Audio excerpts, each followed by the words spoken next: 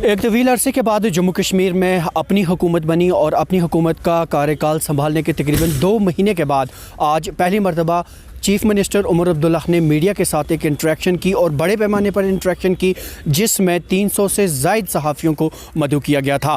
बातचीत के लिए हमारे साथ सीनियर सहाफ़ी और तज्ज़ियाकार सनम एजाज़ हैं। Sir, first your take on this media interaction of. देखिए, आपने पहले ही बताया कि अपनी सरकार जब अपनी होती है तो अपनों के साथ इसी तरह के इंटरेक्शन होते हैं। इस तरह का यहाँ एलजी एडमिनिस्ट्रेशन 4-5 साल रही, उस दौरान कोई इंटरेक्शन नहीं हुआ, मीडिया को कहीं एक्सेस ही नहीं थी।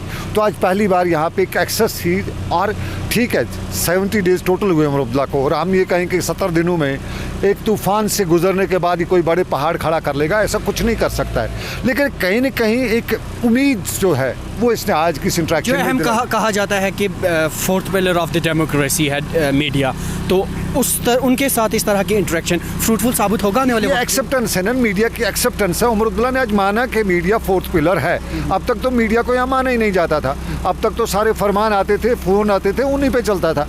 आज की डेट में उमर अब्दुल्ला ने एक क्वेश्चन आंसर सेशन रखा। वो अलग बात है कि टाइम जो था उसमें सबको टाइम नहीं मिल सका सवाल करने का, अपनी बात का रखने का, लेकिन जितनों को भी मिला तो पब्लिक के इश्यूज़ जो हैं वो डिस्कस हुए। उमर अब्दुल्ला को बताए गए कि लोग क्या सोचते हैं, लोगों की क्या राय है। और 70 दिन है टोटल अभी इसकी सरकार के, तो हम ये कहें कि ये कुछ ऐसा कर लेगा, इसने ऐसा किया होगा, नॉट पॉसिबल। लेकिन एक चीज़ और माननी पड़ेगी, एक चीज़ और माननी पड़ेगी कि ये जो आज का इंटरेक्शन था, इस इंटरेक्शन के दौरान यहाँ आवाम को भी पता चला कि कोई है जिस तक बात पहुँचाई जा सकती है।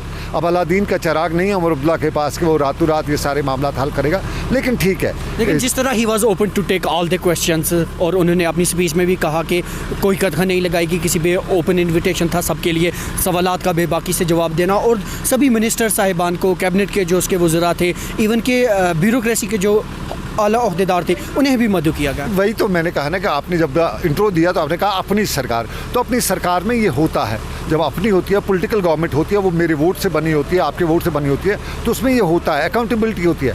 और ये जो मीडिया इंटरेक्शन था, ये एक तरह से इसने बता दिया कि हाँ सरकार अकाउंटेबल है। इसने बता दिया कि मीडिया जो स्टोरी करेगा उस पर सरकार रिएक्ट करेगी।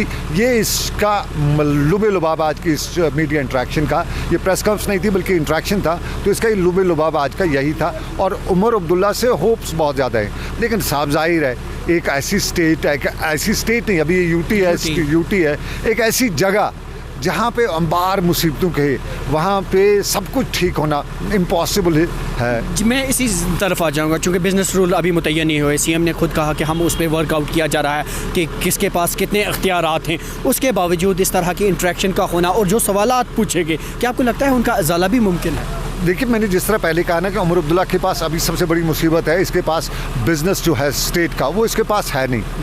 इसके पास इम्पॉर्टेंट सबसे ज़्यादा है यहाँ पे होम डिपार्टमेंट के इश्यूज़ हैं कश्मीर में ज़्यादातर, लोगों के पासपोर्ट्स हैं, लोगों की वेरिफिकेशंस हैं, लोगों के दूसरे मसाइल हैं, पुलिस थानों में बंद हैं, बाकी मामलात हैं, ये होम डिपार्टमेंट के। तो उमर अब्दुल्ला इस पर अभी तो उसके पास तो डायरेक्टली इसमें कोई है ही नहीं उसका कोई रोल, लेकिन जो बाकी है बंड बिजली वगैरह ये इशूज़ जो हैं, और ये इशूज़ पर इन्होंने बात की।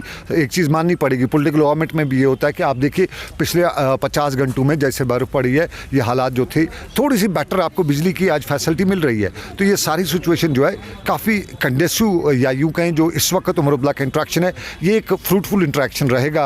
और उम्मीद है कि इस तरह के इंटरेक्शन आगे भी रहेंगे, ताकि सरकार को भी पता चलेंगे पब्लिक क्या कहती है। मीडिया जो होता है वो पब्लिक और सरकार के दरमियान एक ब्रिज होता है, तो बताती है पब्लिक, मीडिया ही बता सकता है सरकार को कि आपके यहाँ कहाँ पे कोताही है, किस चीज़ को ठीक करने की ज़रूरत है। तो इस तरह के इंटरेक्शन से एक फ़ायदा भी मिलता है। मीडिया को लेकर भी कई तरह के सवालात उठाएंगे। अजाला बहुत इंपॉर्टेंट है और बहुत मुश्किल है यहाँ पे, क्योंकि सीधे सब लोग जानते हैं कि इस वक्त यहाँ ड्यूअल सरकार चल रही है। एलजी ऑफिस अपनी सरकार चल रहा है, उमर अब्दुल्ला साहब की अलग सरकार चल रही है, तो उस सरकार में कौन कहाँ पे किसको सूट करता है, फिलहाल वो चीज़ें देखनी पड़ेगी। अजाले की बात अभी हम कह नहीं सकते, लेकिन कहीं ना कहीं सुनवाई, पहले सुने आदमी, कोई आदमी किसी की सुने, कोई आदमी 4 सालों से 3 सालों से जेल में बंद है, तो उसकी कोई सुन रहा है कि भाई हाँ कोई आदमी बंद है, रिलीज़ होने की बाद की बात है। तो इसी तरह किसी के मसाइल हैं, पहले वो किसी तक पहुँचे कि हाँ फलानी जगह पे ये मसला है, फलानी आदमी के मामला है, तो आज सुना गया।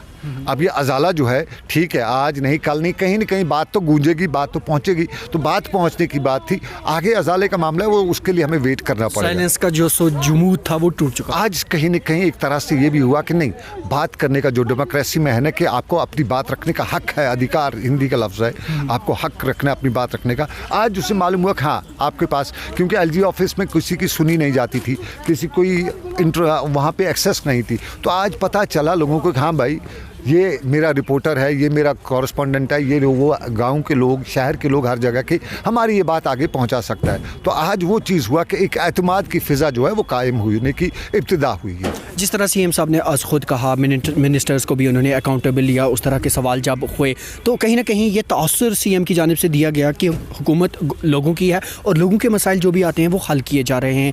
एज ए तज्ज़िया निगार आप इस फ्रैक्चर हुकूमत या डुअल सिस्टम जो है उसको मद्देनज़र रखकर और इन चीज़ों को मद्देनज़र रख, या पास्ट में जो इस तरह के इंसिडेंट्स हुए, क्या मुवाजना करेंगे?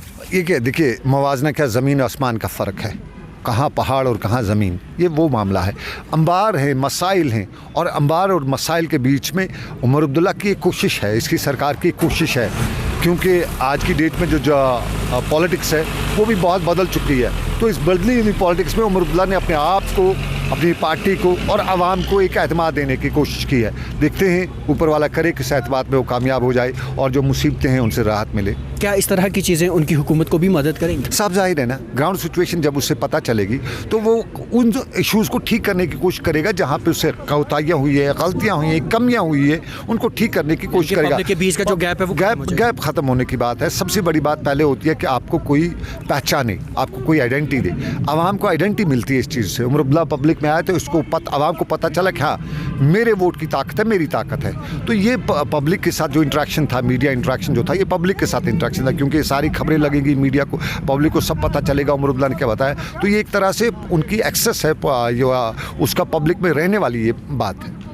बड़ा मुद्दा यही सामने आया कि जब तक अपना रियासती दर्जे की बहाली हो तब तक बेसिक मसाइल जो है लोगों के वो हल नहीं होंगे। तो क्या एक्सपेक्टेशंस आप रखते हैं, क्या उस तरह का साजगार माहौल बन रहा है? नहीं, कि माहौल की बात जो है, अभी जो दिल्ली में सरकार है, आम लोगों का यहाँ पे उस पर एक परसेप्शन बना हुआ है कि ये उनके अपनी टर्म्स एंड कंडीशंस हैं, उन अपनी टर्म्स एंड कंडीशंस पे यहाँ पे स्टेटहुड को रेस्टोर वो करेंगे।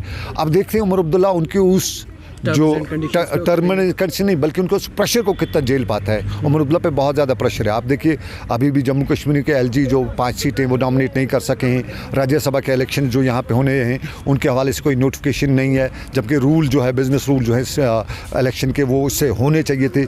या बाकी जो मामलात और है, जो फंड्स की वागुजारी है, या यहाँ पे एलजी ऑफिस एक ऑर्डर निकालता है, उमर साहब एक ऑर्डर निकालते हैं, एलजी ऑफिस दूसरा ऑर्डर निकाल देता है। तो ये सारी चीज़ें जो हैं इस हवाले से स्टेट हुड का जो प्रेशर है स्टेट दिल्ली का, वो देखते हैं उमर अब्दुल्ला कितना झेल पाता है, कितना उसको मजबूती से उसका मुकाबला कर सकता है। चलिए सर, आप हमारे साथ बात करने के लिए बहुत बहुत शुक्रिया। बहुत शुक्रिया। तो नाज़रीन, आप थे सीनियर सहाफ़ी और तज्ज़ियाकार सनम एजाज़, और इनके साथ हमने चीफ मिनिस्टर उमर अब्दुल्ला की जानिब से जो मीडिया के साथ इंटरेक्शन रखा गया था, किस तरह ये कारगर हुकूमत के लिए हो सकता है और आवाम को इसका क्या बेनिफिट मिल सकता है, इस ताल्लुक से बात की। दैनिक सवेरा के लिए SKICC श्रीनगर से कैमरामैन अशरफ खान के साथ में ज़ुबैर कुरैशी।